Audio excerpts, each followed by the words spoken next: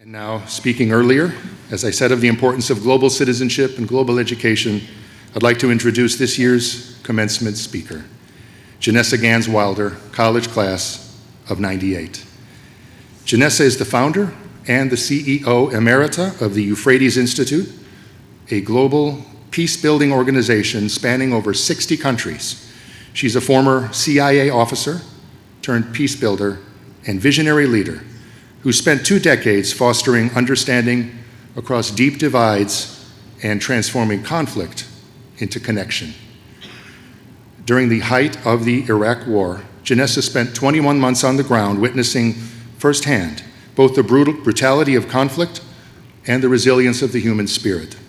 She was compelled to shift from intelligence work to peace building, seeking deeper solutions to global conflicts. And that experience ignited a lifelong mission to bridge cultures, to challenge entrenched narratives, and to uncover the threads of peace hidden within even the most fractured societies. Through initiatives such as the Visionary of the Year program and transformative travel study programs to Israel, the Palestinian territories, and Jordan, Janessa has empowered individuals to listen to the other and become agents of change. She believes that peace is not just an ideal, it is a practice, a perspective, and a profound force waiting to be awakened in each one of us. And in my experience, it is so rare to encounter someone like Janessa, who's both fiercely courageous and deeply compassionate, always striving to express that delicate yet incredibly power balance of principle and love. And now it is my distinct honor to welcome my dear friend and our 2025 commencement speaker, Janessa Gans Wilder.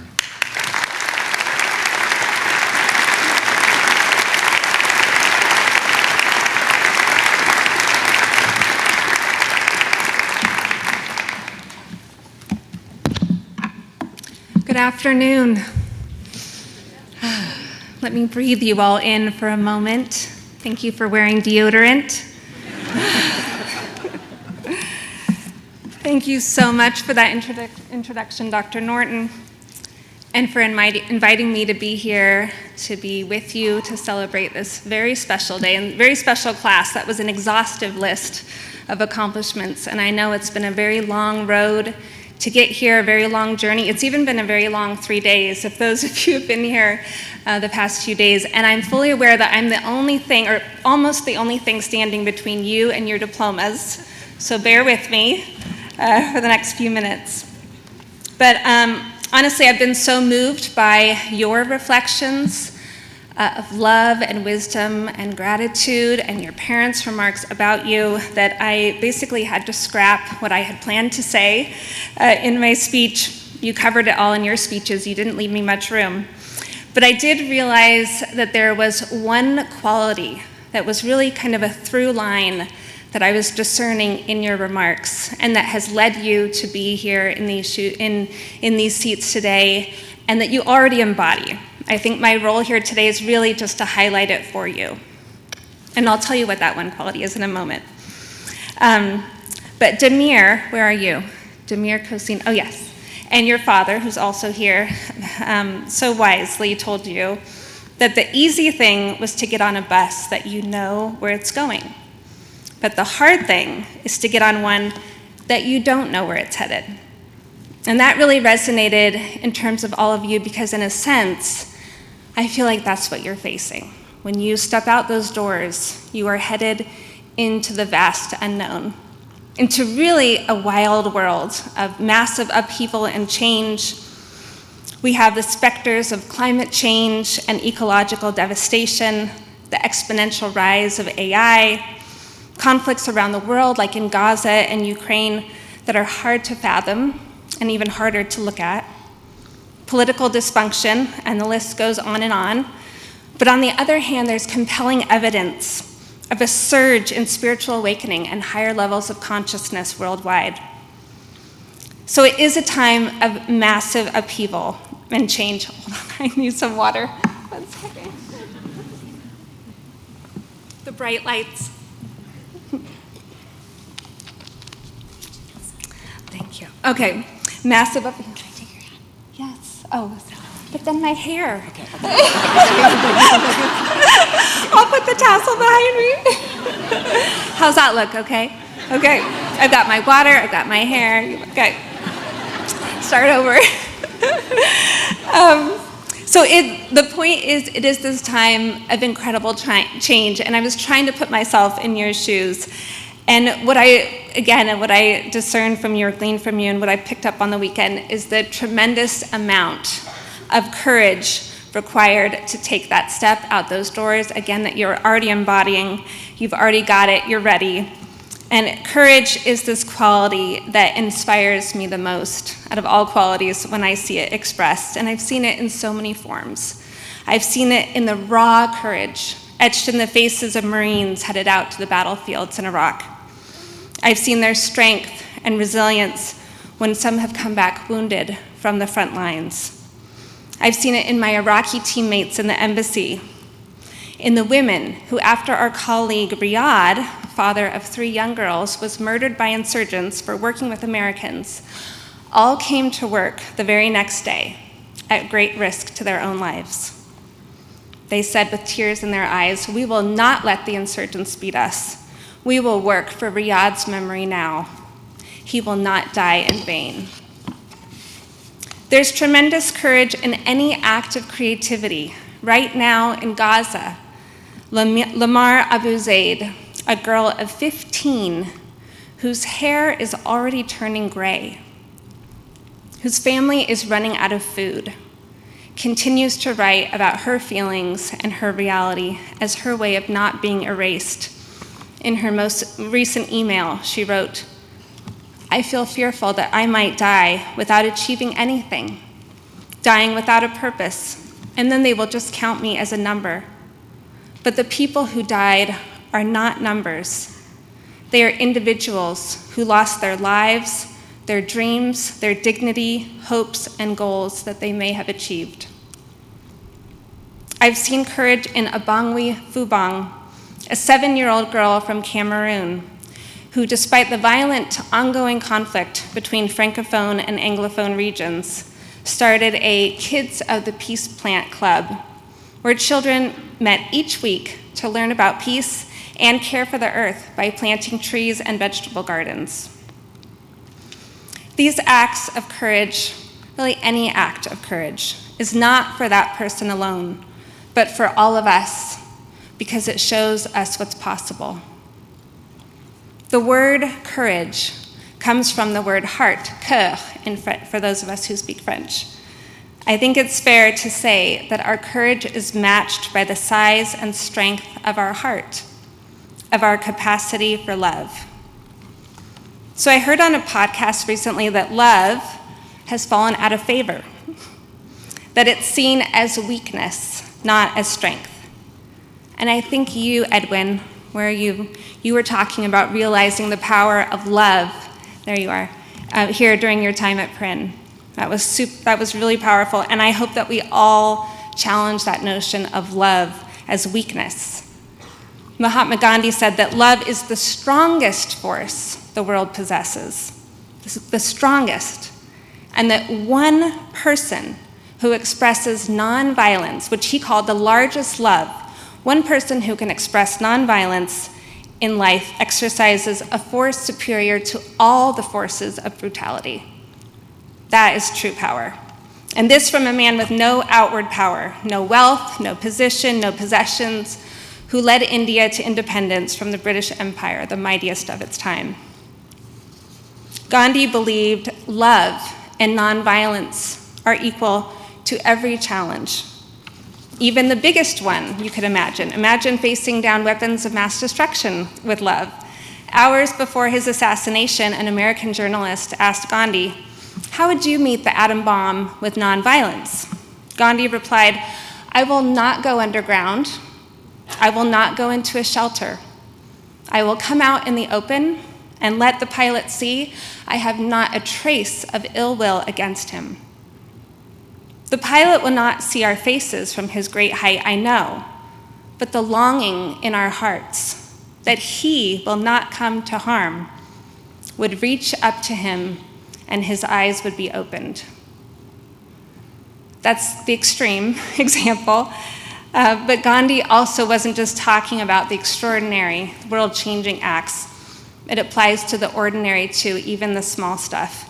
He goes on to say in that same quote, "Love is the strongest force the world possesses, and yet it is the humblest imaginable."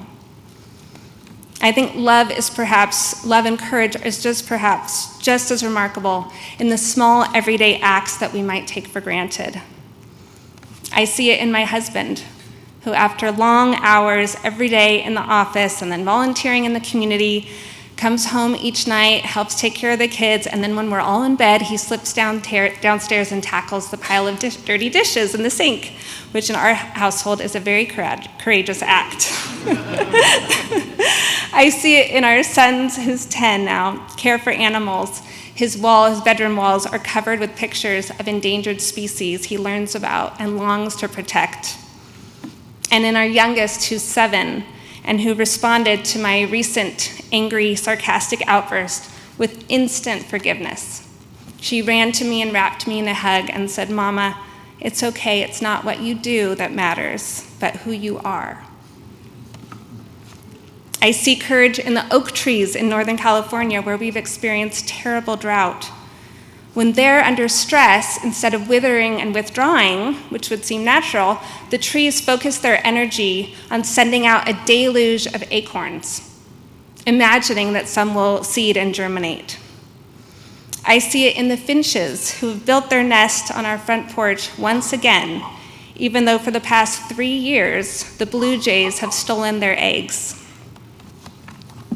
I see it in the bees buzzing around our yard, whose numbers have declined up to 90% in the last 2 decades.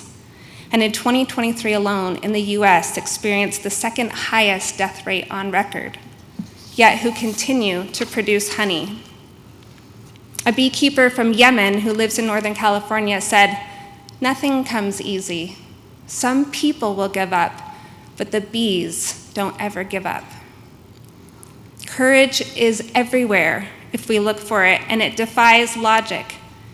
Courage would have us open when we want to withdraw. It bids us to give when we would rather give up. Our senses scream for comfort, for safety, for survival of self. Courage whispers the opposite. Courage surrenders the self for the whole. Courage includes the other. Courage moves us from me to we. So I have lots of questions about this. Like, where does courage come from? It really does go against reason and logic, and it's really hard. And so how do we cultivate it? I've been thinking of this sort of like doing a trust fall. Anyone done a trust fall? So I have to do one every year. We go camping in the redwoods, and there's these huge fallen trees, and so I'll get up there along with the kids, but I'm bigger than they are, and stand on the top of the fallen tree and prepare to fall backwards, knowing that my husband will be there with arms poised to catch me, and he's only dropped me once. Well, technically, he kind of caught me, but I rolled off to the side. But I still do it, and I do it with shaky legs, my heart racing. My son does it arching. He's so excited about the trust fall. He's arching backwards, huge grin on his face, but we all do it. We both do it. And so I think this idea of a trust fall is connected to our acts of courage, that we are capable of what looks like courage because it arises from a deeper trust that we might not even be aware of, that children naturally have, they're naturally attuned to, sometimes fades as we grow older. But it's this trust in the unseen. I can't see him behind me when I'm falling back. In the invisible unity of being that catches us all. And this reminds me of when I was sitting in church one Sunday in DC in 2004, preparing to go back to Iraq for another tour at the height of the insurgency. It was our church in Georgetown, where I held 2 of our 2025 graduates as babies, Ben and Everett Posnick. Where are you? Okay, there you go. You've come a long way since then. This church is this historic, beautiful brick edifice, gorgeous, cheery yellow paint inside, and a huge pipe organ that boomed. And I was sitting upstairs in the balcony, thank goodness. No one was around me because once we stood to sing for the hymn, I started shaking and sobbing uncontrollably because the idea of going back to a war zone that I had safely made it home from seemed like utter lunacy. Like, why would I leave this beautiful place of peace and comfort to go back to that? And after the service, my friend Torkel Patterson could tell I'd been crying and pulled me aside and asked me what was wrong, and I told him how terrified I was to go back to Iraq. And he goes, "What are you afraid of exactly? What's the worst thing that could happen?" I could die. I spat back out. I don't think he expected it, but Torkel didn't even flinch. And my mouth fell open. Did he not hear what I just said? And he continued, "So the worst that could happen is that you could die. And Paul says that neither death, nor life, nor angels, nor principalities, nor powers, nor things present," how did he have this memorized? I don't know. "Nor things to come, nor height, nor depth, nor any other creature shall be able to separate us from the love of God." And he said this staring straight into my eyes. And usually I would roll my eyes when someone quotes me a Bible verse like this. But in that moment, something totally clicked. And I realized, yes, the thing I was most scared of, the very worst thing that could happen, was that my material body could die. And yes, so what? It could not separate me from the love of God. So one could say it wasn't actually an act of courage to return to a war zone. It was a trust fall, a sense, a knowing, a glimpse for a moment that there was something to catch me, something bigger holding me. And what looks like courage is actually what we do naturally when we tap into our trust, that love is here and it's got us. It's got you, no matter what. This is who you are. Neha, where are you? Kaylee, Juan, Emmanuel. I've gotten to connect with so many of you, and I wish I could go down and name each of your names. You are love. You have courage. The world is just begging for you to express it, whatever that looks like, in ways big and small. All it takes is exercising your trust, of pushing yourselves a little bit beyond your comfort zone, of falling off a redwood or getting on a bus that you don't know where it's headed, or writing something from your heart, or creating something beautiful. An act of courage could be as simple as sharing a smile. I want to close with a poem that was written by our oldest daughter, Afton, last year when she was 10. It's called "Dear Smiling People." And here's the context for it. This is what she wrote. "It was a Saturday, and my dad was taking me and my siblings to Costco to shop and eat. I was feeling down in the dumps because of all the problems in the world. When we approached the checkout line, we saw the hydration water sample station. The sales lady, who we later learned was named Karen, was so nice and smiley, and when we had to leave, she said, 'It was nice to see you,' instead of 'It was nice to meet you,' which people usually say when they meet someone. But Karen said 'see,' like she'd known us all along. I quickly wrote this poem in my sister's notebook she'd brought. So that's the context for the poem, but I'm offering this poem today as a message for you. I get so worried about the wars, that fear is seeping into our hearts, that nobody smiles anymore, that trust is broken. But always, once I enter that cave of hopelessness, helplessness, worry, a light flickers on, a glow powered by smiles. Whoever For in the cave, I try smiling, try finding a light, wondering if I'll be answered. And I am answered. Dear smiling people, ones who turn the light on, ones who answer a question of bond, who aren't afraid to be radiant.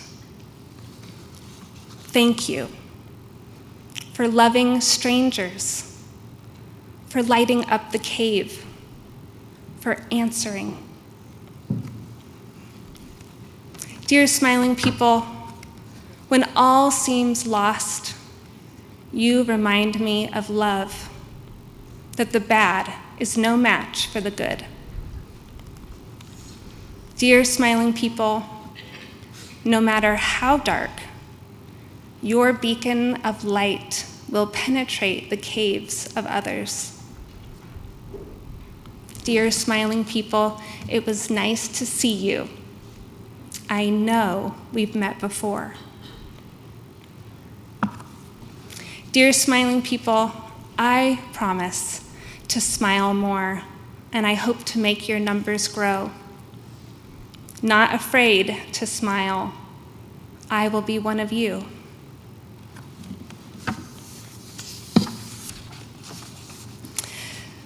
So I call Karen's smile a beautiful act of courage that touched the heart of my daughter and inspired another act of courage.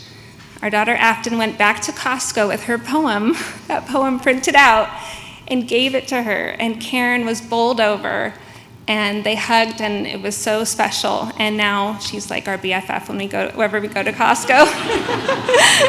But Afton still will often carry a copy of this poem and give it to unsuspecting strangers who are particularly kind.